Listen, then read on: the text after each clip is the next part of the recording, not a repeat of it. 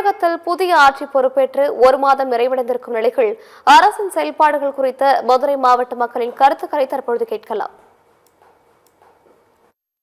இந்த 1 மாசம் ஆட்சி காலத்துல டிவிக்கோட ஆட்சி நல்லா தான் இருக்குது. ஏன்னா கிட்டத்தட்ட நிறைய ஒயின் ஷாப் மேலூர்ல அடைச்சிருக்காங்க. எங்களுடைய விருப்பம் என்னன்னா ஒட்டுமொத்தமா ஒயின் ஷாப் இருக்கக்கூடாது.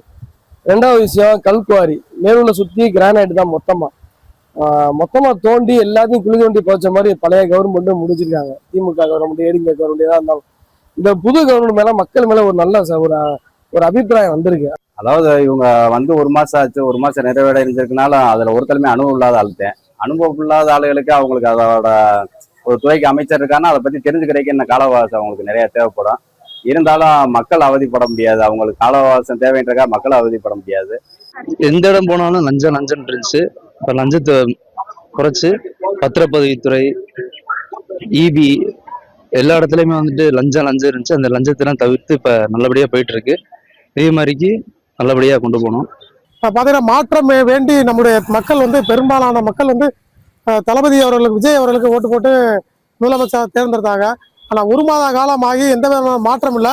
ஸோ ஓட்டு போட்ட மக்களுக்கு மிகப்பெரிய ஒரு ஏமாற்றமாக தான் காணப்படுகிறது. ஆகவே ஓட்டு போட்ட மக்கள் மிகவும் ஏமாற்றம் அடைகிறார்கள்.